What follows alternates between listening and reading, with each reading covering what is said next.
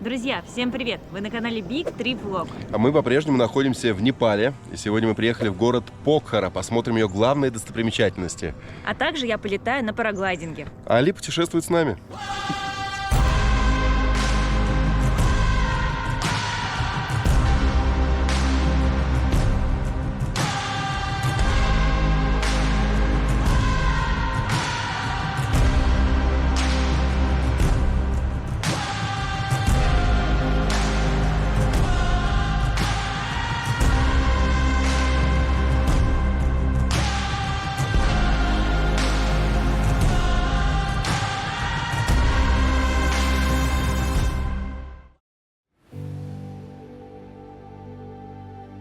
Сейчас из Чинатавана мы приехали в город Покхара, где остановимся в отеле, который находится в горах, чуть поодаль от города Покхара. Отель называется Mountain Glory Forest Resort and Spa. Пройдем в этот красивый отель, который украшен к Рождеству и к Новому году. Но Рождество здесь празднуют с большим размахом, хотя Новый год тоже празднуют. Вообще, как нам сказали, непальцы празднуют все и очень любят праздники. На ресепшене нас любезно заселили, а потом угостили приветственными напитками.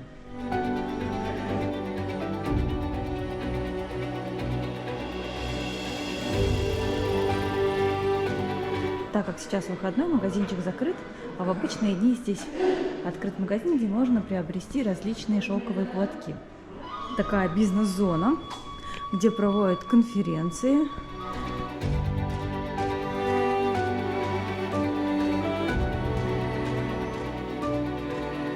Здесь просто шикарные панорамные окна. Открывается вид на бассейн и на горы, которых сейчас, к сожалению, на камере не видно, потому что сильный туман. На ресепшене играет тихая музыка. Здесь такое спокойствие, идеальная атмосфера для работы, либо наоборот для отдыха.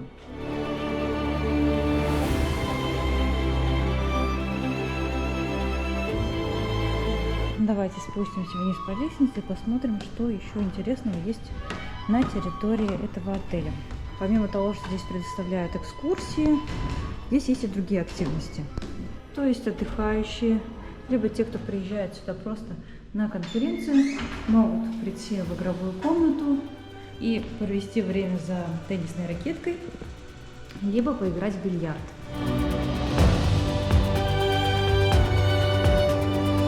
Так интересно, я увидела конференц-холл, который здесь есть, и вот прямо здесь можно увидеть непальских бизнесменов.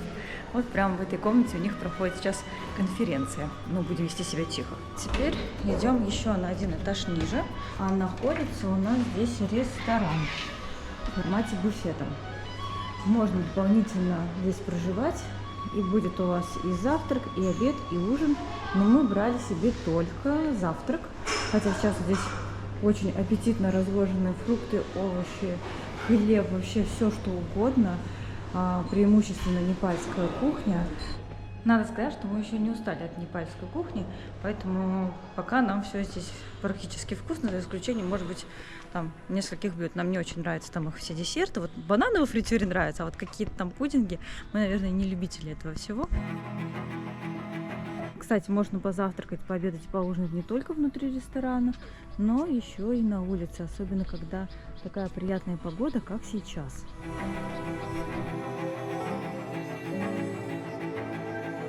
Для маленьких деток есть детская площадка. Мы с вами плавно подошли к зоне спа и фитнеса. Он так и называется, Oasis Health Club and Spa. Здесь можно заказать спа, а для того, чтобы пройти в спортзал, надо подняться на этаж выше.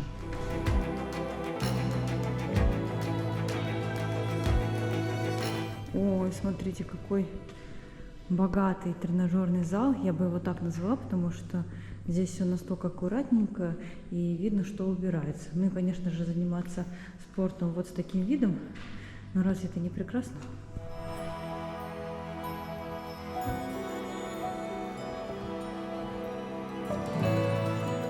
Здесь есть тренажеры разного вида, и силовые, и кардио.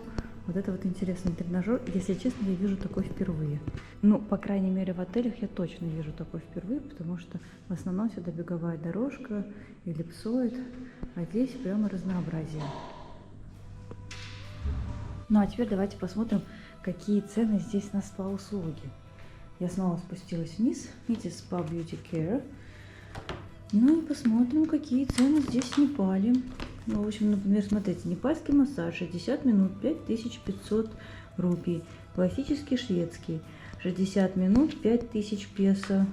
Ну, не сказать, что, конечно, дешево, и не сказать, конечно, что дорого. Ну, конечно, в турецких отелях дороже, но в непальских могло бы быть и подешевле. Вы знаете, сотрудники здесь немножко даже пугаются камер, когда я прохожу мимо, и постоянно за мной наблюдают. Мне даже становится неловко. Ну, хорошо, я поняла, почему массаж так дорого стоит. Посмотрите, в каких красивых кабинках делают массаж. Тоже с видом на горы. Очень здорово придумано. В общем, массажик с таким видом, это, конечно, стоит 5000 рупий, я согласна. Я снова вернулась в зону ресторана, чтобы пройти здесь в бассейн, который находится совсем рядом. Не знаю, здесь теплая вода или нет, но выглядит он просто потрясающе. Есть лежаки, зонтик и сам очень красивый бассейн. Здесь гуляют люди с конференции. Ну, давайте вместе потрогаем воду. Ой, ну она прозрачная, но прохладная. Я, конечно же, не смогу опуститься. Сделали бы они бассейн с подогревом, и желающих искупаться было бы гораздо больше.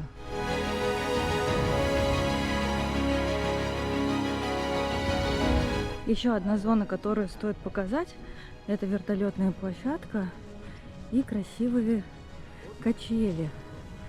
То есть вот так качаешься и смотришь на красивые горы, когда они, конечно же, открываются.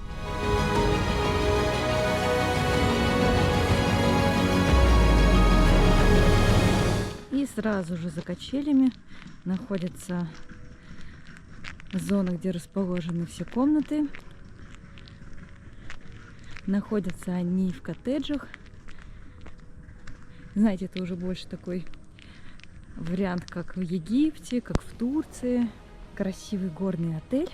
Сейчас наконец-таки выглянуло солнышко. И я вам покажу наш номер.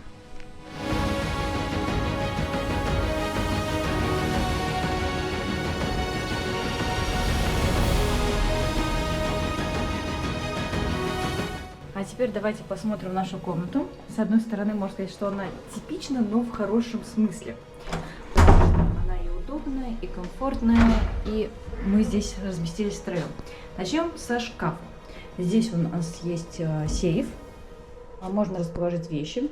Также здесь находятся тапочки, которые можно использовать.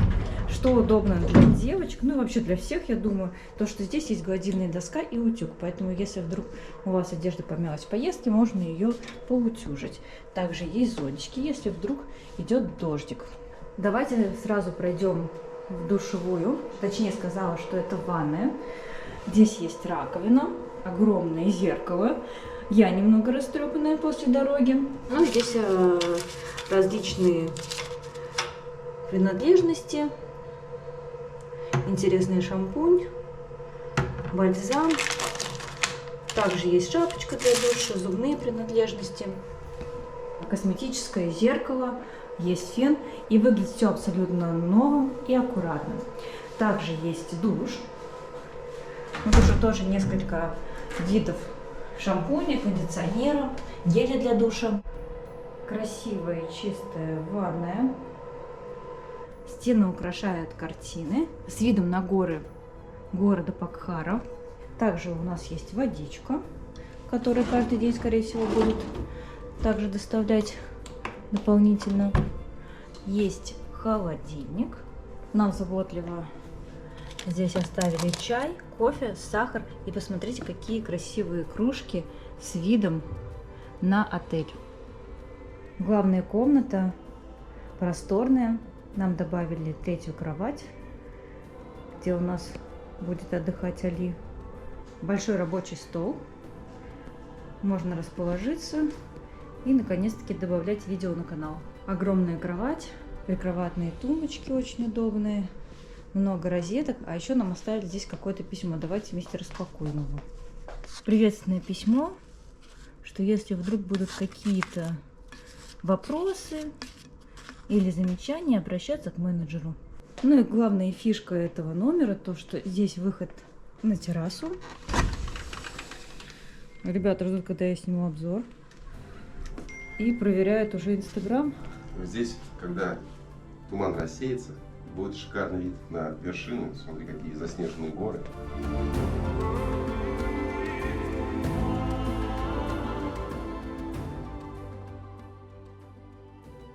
Good morning, ma'am. Morning, How are morning. you?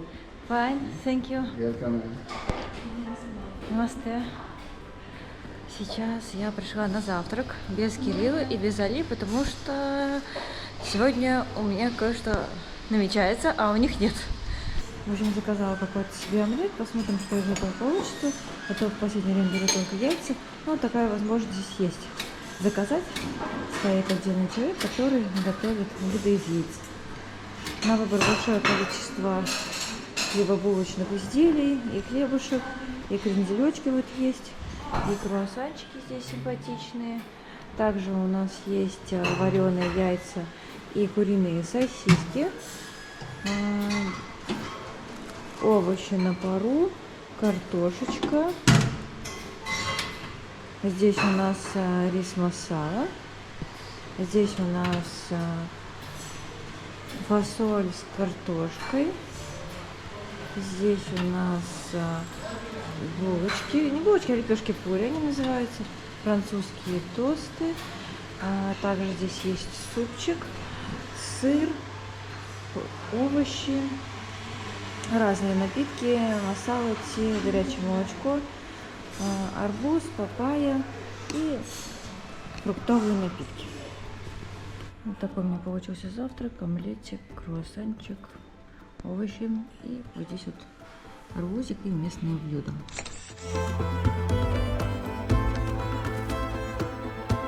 Сейчас из отеля позавтракав я еду в центр города на Лейксайд. Это такая самая туристическая страна, там находится агентство, там меня уже ждут.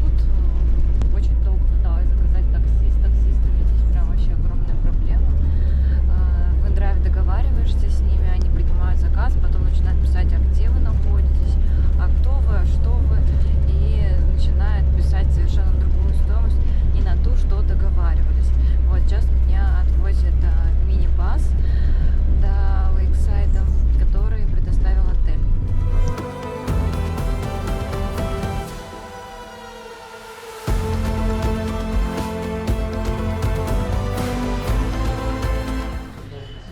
Сейчас я нахожусь в агентстве, с которым полечу на параглайдинге. Для меня это будет первый опыт. И Али с Кириллом тоже, возможно, бы хотели попробовать испытать этот экстрим, хотя не уверена. Но есть ограничения некоторые, и они связаны с весом. Если ваш вес больше 90 килограмм, то полет невозможен. Так выглядит агентство, с которым я полечу. Называется оно Advanced Paragliding. Находится на Лейксайд на 7-й улице. Вы приезжаете сюда, заказываете себе параглайдинг, день, время, вам говорят, когда лучше это сделать. Как видите, сегодня солнечная погода, поэтому мне действительно правильно посоветовали лететь 29 декабря. Заполняем форму, вот как сейчас молодой человек заполняет. Ну и потом отправляемся. Вот, я сейчас нахожусь в ожидании, в таком, знаете, приятном. Я всегда хотела полетать, но постоянно что-то шло не так. То это было слишком дорого в каких-то странах, то те люди, с которыми я хотела лететь, не получалось у них, либо были какие-то погодные условия, которые не позволяли это сделать. И говорят, что вообще самый-самый красивый параглайдинг, который советуют когда-либо осуществить, находится именно здесь, в этом городе. Поэтому я решила, что пришло время И несмотря на то, что у меня нет компании, скажем так, я полечу одна. Ну как одна, в тандеме вместе с инструктором. Сейчас туда погружают специальные рюкзаки. Говорят, что они будут служить что-то типа как кресел во время параглайдинга. И поедем мы вот на таком мини-басе. Загружаемся в мини-ван. Сколько и туристов, хотя сейчас не самый такой прям популярный сезон, но Новый год как бы, поэтому, видимо, все хотят попрыгать или полетать.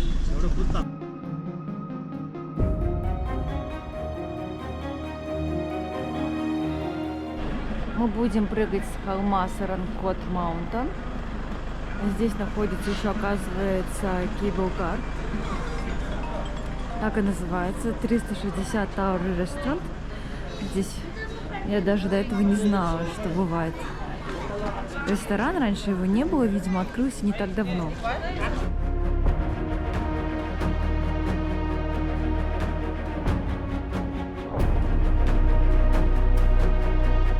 Сидим и ждем, когда нас начнут экипировать. И мы тоже полетим. У нас небольшая группа, где-то человек 6-7. Вот. Сейчас наши инструктора готовят все необходимое для полета.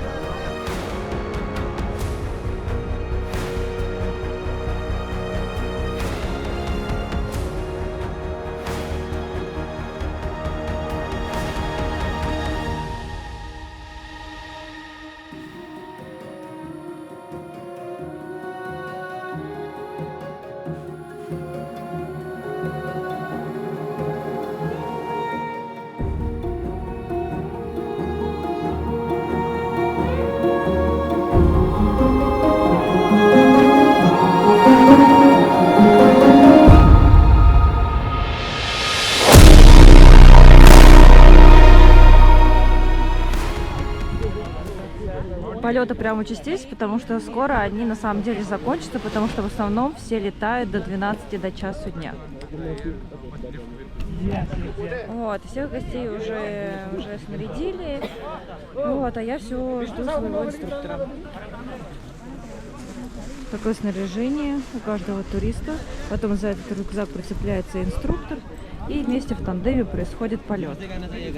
Так, начинаем немного надевать снаряжение на меня. Наконец-таки инструктор мой освободился. Дело в том, что он здесь главный, и он проверял всех гостей, что все в порядке, все у инструкторов. И вот мы последние с ним собираемся.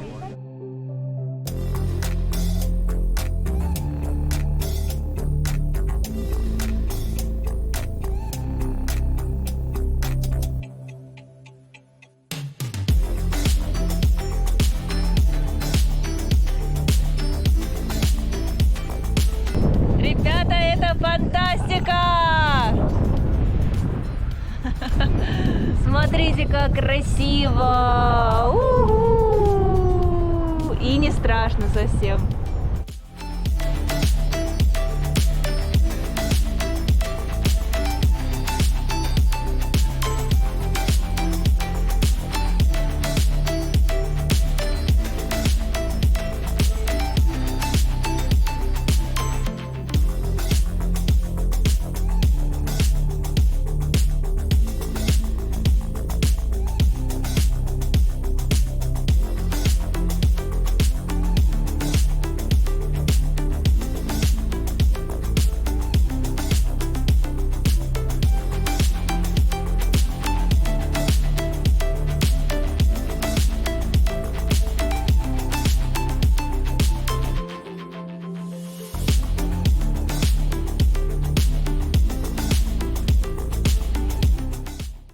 Закончился наш полет. Ну что ж, впечатления, конечно же, самые приятные, потому что для меня это был первый опыт, как и для многих других, и всем безумно понравилось. Мы летали с видом на озеро Фева. Было очень красиво. Приземление было мягким, поэтому работают действительно профессионалы, и я осталась довольна этим полетом.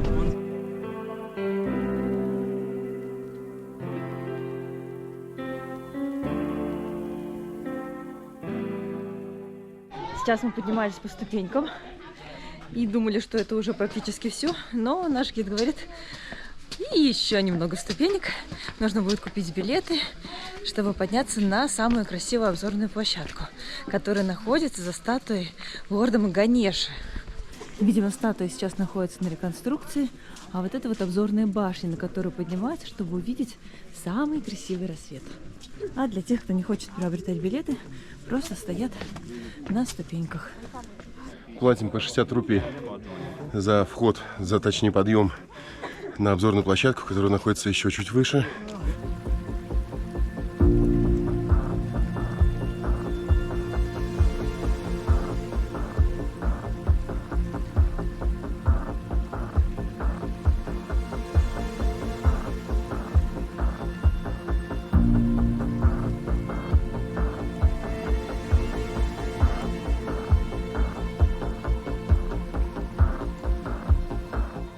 Последняя часть пути состояла из лестницы, которая вела наверх.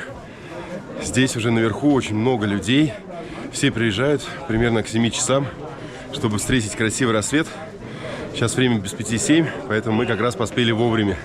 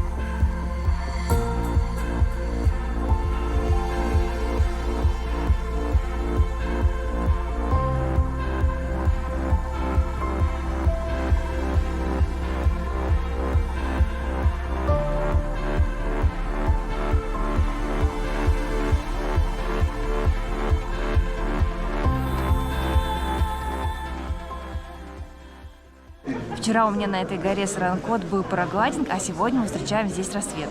Мы уже видели, как поднимается солнышко, а сейчас ждем, пока рассеются облака, чтобы увидеть основные вершины Гималаев.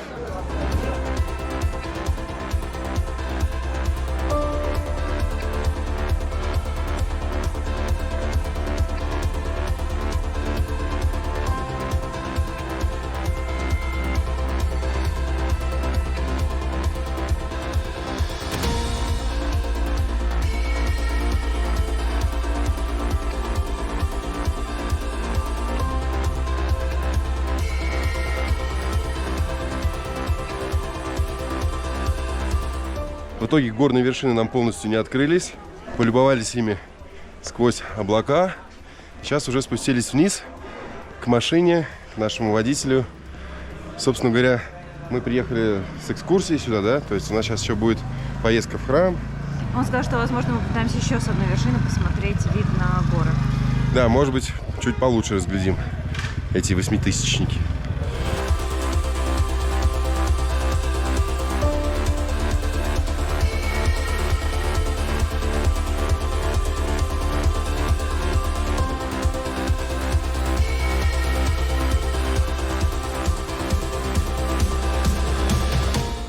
На самом деле, то, что мы не увидели вершины, мы не очень сильно расстроились, потому что из нашего отеля периодически открываются виды не менее прекрасные. А сейчас мы уже доехали до нашей следующей точки. Это храм, который называется Бинду Басини. Как всегда, перед храмом можно купить различные украшения, подношения и даже детские игрушки.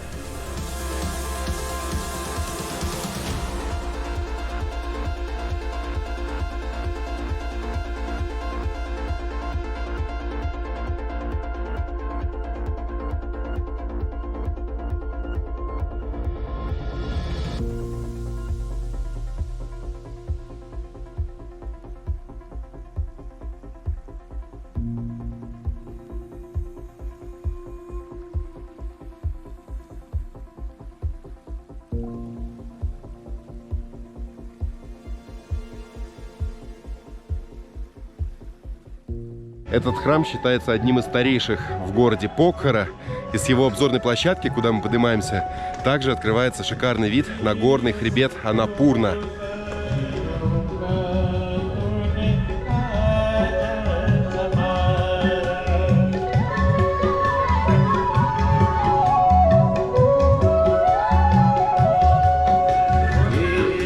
Чтобы пройти на территорию храма, нужно обязательно снимать обувь, которые сдаются в специальный мешочек.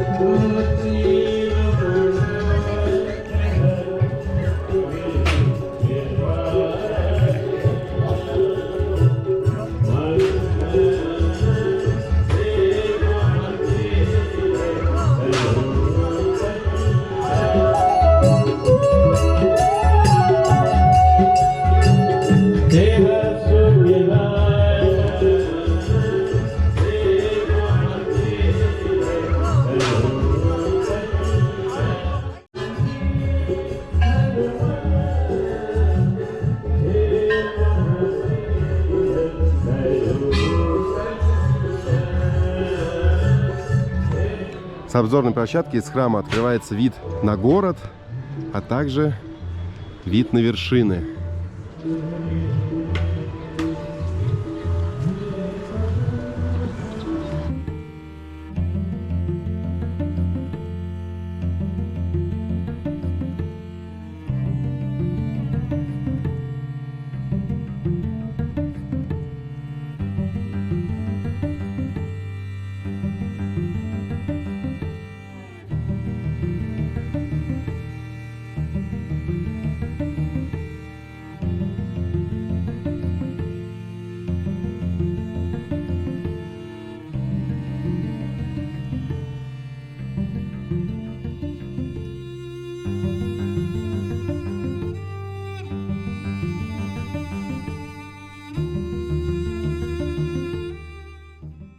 Люди, выходящие из храма Шивы, подходят к этому священному животному, корове, и что-то ей шепчут на ушко, чтобы загадать какое-то желание, чтобы это сбылось.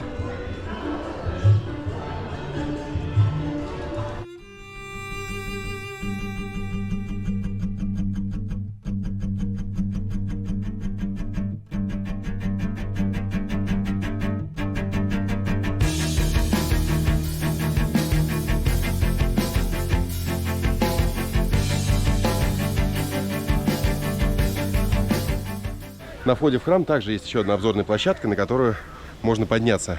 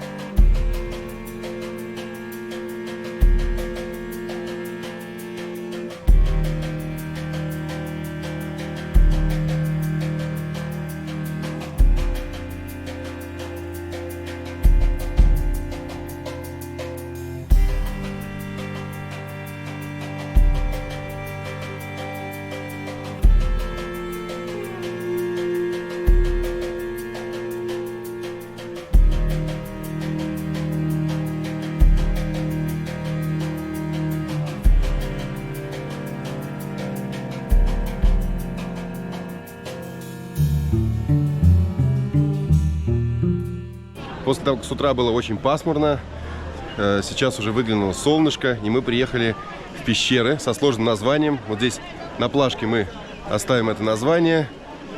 Купили билет за 100 местной валюты. Очень много людей. Сейчас уже мы находимся внутри. Поговаривают, что эта пещера самая большая в Непале. Вот Тома, кстати, запомнил название пещеры, пожалуйста. Гуптишвор Махадев, что в переводе с санскрита обозначает «великий бог».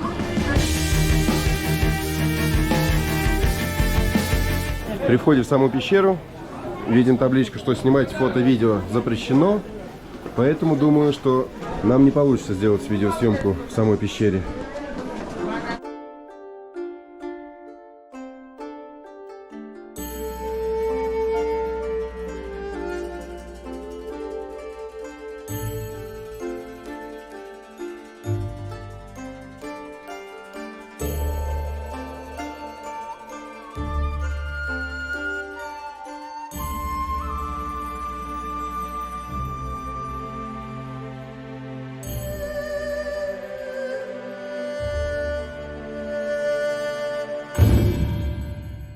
Снимать в пещере действительно нельзя, но если аккуратно, то немножко можно. Надо сказать, что внутри достаточно душно.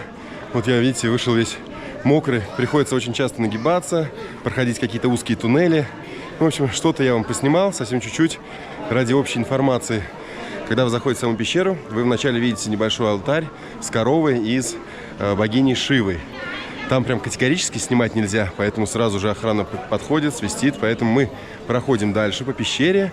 И самая крайняя точка, к чему ведет этот маршрут вдоль пещеры, это ущелье с водопадом. Оно едва-едва видно. Там небольшая расщелина в скале, где виднеется зелень, виднеется водопад, который мощным потоком падает вниз. После чего все разворачиваются и идут обратно по этому же маршруту. Мы читали, что это самая длинная пещера. Но на самом деле, как таковой длинной она нам не показалась. Весь маршрут, наверное, занимает в одну сторону минут 15 максимум.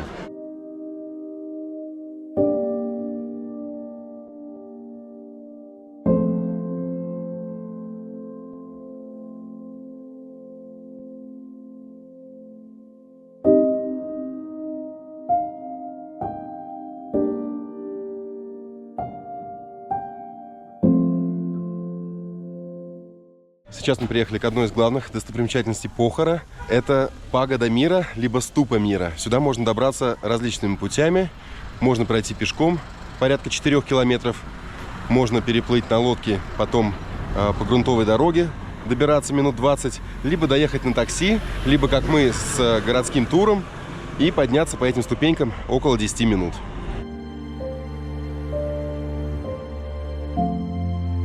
Пока вы идете к ступе, вас окружают различные палатки с текстилем, с сувенирами, украшениями.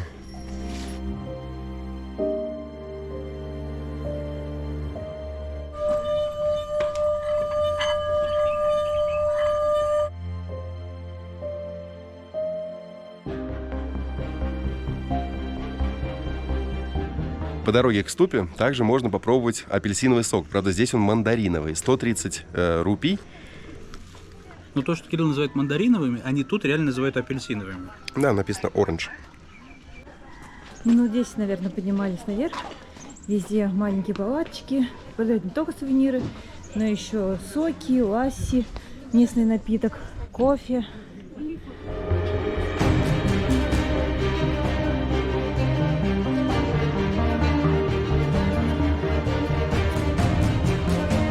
Узнали одну неприятную новость. Оказывается, у ступы видео делать нельзя, но можно фото. Сейчас мы поднялись к буддийской ступе, которая называется Пагода мира. Ее снимать нельзя, поэтому мы тихонечко вот так вот сделаем. Да, поднимались мы чуть больше, чем 15 минут. Наверное, минут 20-25. Сама ступа находится на вершине холма высотой чуть больше, чем 1100 метров. Очень красиво, и в хорошую погоду отсюда открывается вид на горы. Но так как сегодня немного облачно, гор мы не увидим, но на саму ступу обязательно полюбуемся.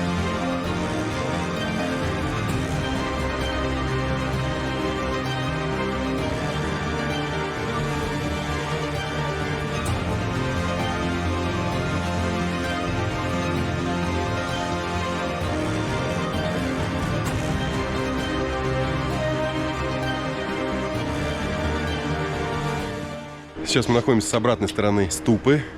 Здесь уже съемку никто не запрещает, поэтому можно немножко подснять материал. Открывается очень красивый вид на озеро Фева, на город, ну и, конечно же, на вершины на вершины Гималаев.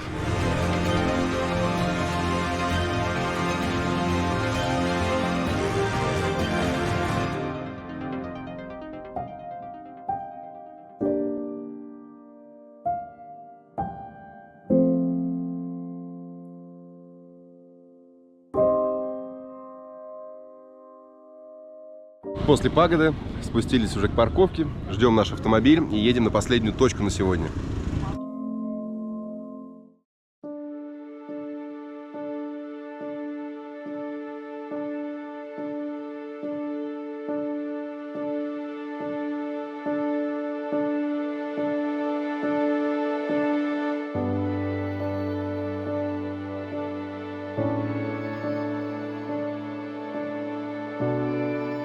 Уже на закате мы приехали на смотровую площадку, которая называется Пум-Ди-Кот. Она располагается на высоте 1500 метров, а также популярна своей статуей Шивы.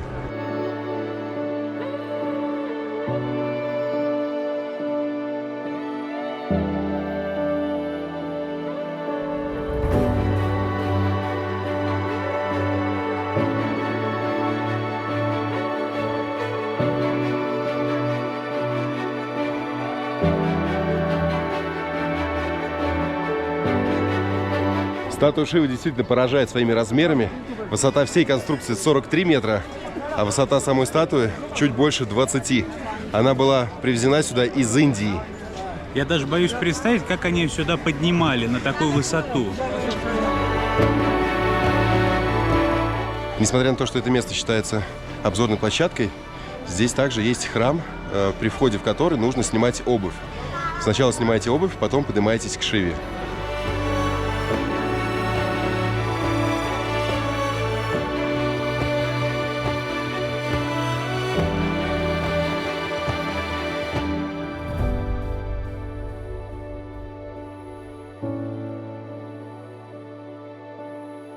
В ясную погоду открывается еще более живописный вид на город, на озеро Фева. А только что мы с вами были возле вот этой белой ступы.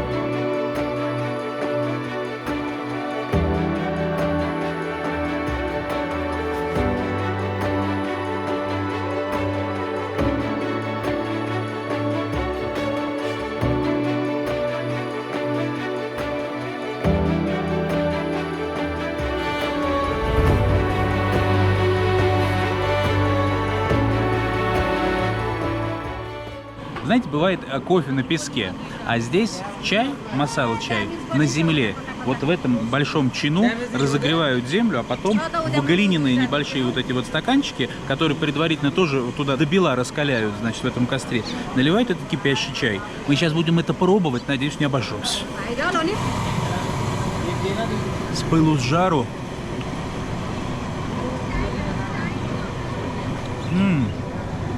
Слушайте, это какая-то прокачанная версия масала-те. Это что-то между капучино и несквиком. Очень вкусно.